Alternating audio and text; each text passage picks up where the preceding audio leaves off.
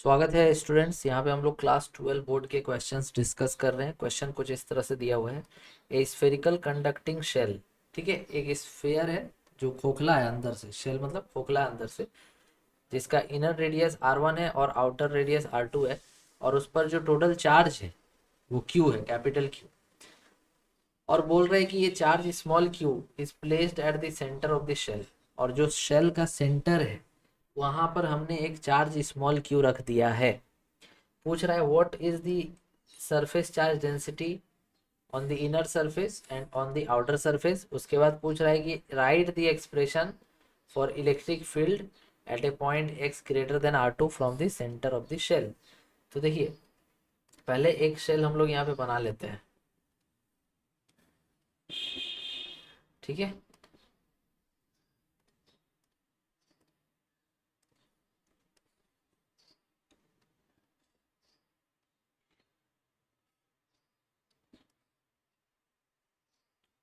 ठीक है, इस तरह से है।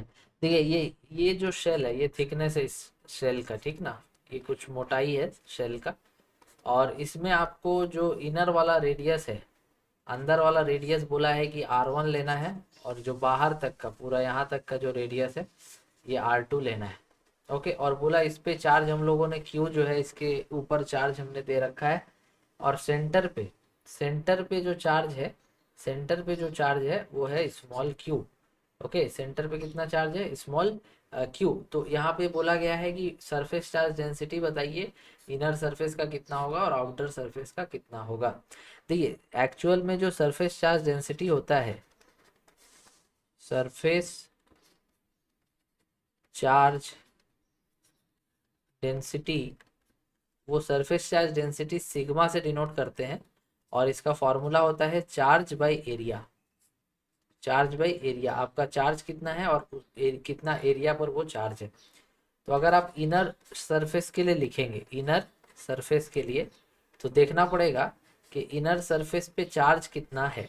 देखिए, इनर सरफेस पे अगर आप चार्ज निकालना चाहते हैं तो पहले ऐसे समझिए कि ये जो सेंटर पर जो क्यू चार्ज रखा हुआ है, ये अपने सामने कौन सा चार्ज इंड्यूस करेगा, नेगेटिव क्यू। अगर मान लीजिए सेंटर पे क्यू है तो अपने सामने वाले सरफेस पे माइनस क्यू वो इंड्यूस कर लेगा, और आउटर सरफेस पे हो जाएगा प्लस क्यू, ताकि अंदर टोटल चार्ज अभी भी कंजर्व रहे। ओके, तो ये आप समझ गए, सेंटर पे क्यू, उसके सामने नेगेटिव माइनस क्यू, और उसके ऊपर सरफेस पे प्लस क्यू, ताकि टोटल चार्ज अभी भी स्मॉल क्यू है। तो इनर सरफेस पे हमारा चार्ज हो गया minus Q divided by area. Area आप क्या लिखेंगे, 4 पाई r1 स्क्वायर, क्योंकि ये स्फेयर है तो अंदर का जो सरफेस का एरिया 4 पाई r1 स्क्वायर हो जाएगा। यही हमारा इसका आंसर हो जाएगा, ठीक है। नेक्स्ट में हमें आउटर शेल में पूछा था, आउटर शेल में। तो देखिए, आउटर शेल के लिए अगर आप बात करेंगे, आउटर सरफेस के लिए, तो outer surface of the shell के लिए अगर सिग्मा निकालना चाहते हैं तो आपको यहाँ पर देखना होगा कि आउटर सरफेस पे टोटल चार्ज कितना है। देखिए, आउटर सरफेस पे ऑलरेडी पहले से क्यू था, और इंड्यूस होने के चलते एक प्लस क्यू और आ गया, तो आउटर सरफेस पे टोटल चार्ज हो जाएगा प्लस क्यू। ये टोटल चार्ज आउटर सरफेस पे रहेगा, और उसका रेडियस रहेगा 4 पाई r2 का स्क्वायर, क्योंकि आउटर सरफेस पे निकालना है तो उसका एरिया लेना होगा, ठीक है। तो ये हमारा सरफेस चार्ज डेंसिटी जो है हो जाएगा। ओके, ओके, ये हो गया। अब नेक्स्ट क्वेश्चन है, write the expression for the electric field at a point x greater than r2 from the centre of the shell. मतलब क्या बोल रहे हैं कि जो हमारा शेल का सेंटर है उससे बाहर r2 से बड़ा डिस्टेंस होना चाहिए x, एक पॉइंट p पर आप कितना इलेक्ट्रिक फील्ड बताइएगा, इलेक्ट्रिक फील्ड का वैल्यू कितना होगा। तो इसके लिए सेकेंड पार्ट के लिए जो सेकेंड क्वेश्चन है, इसके लिए हम लोग यूज करेंगे गॉस लॉ। तो फ्रॉम गॉस लॉ, देखिए गॉस लॉ से हम लोग जानते हैं दैट कि जो आपका फ्लक्स होता है वो इक्वल टू होता है charge enclosed by epsilon naught. ये होता है हमारा flux, charge enclosed by epsilon naught. अच्छा, ये फ्लक्स क्या है, तो फ्लक्स होता है E dot A, electric field dot area vector, equal to charge enclosed by epsilon naught, ठीक है। तो यहाँ से देखिए हम लोग इलेक्ट्रिक फील्ड निकाल पाएंगे, बट उसके लिए हमें पहले एक गॉसियन सरफेस यहाँ पे कंसिडर करना पड़ेगा, ठीक है। तो एक गॉसियन सरफेस हम लोग यहाँ पे एज्यूम करेंगे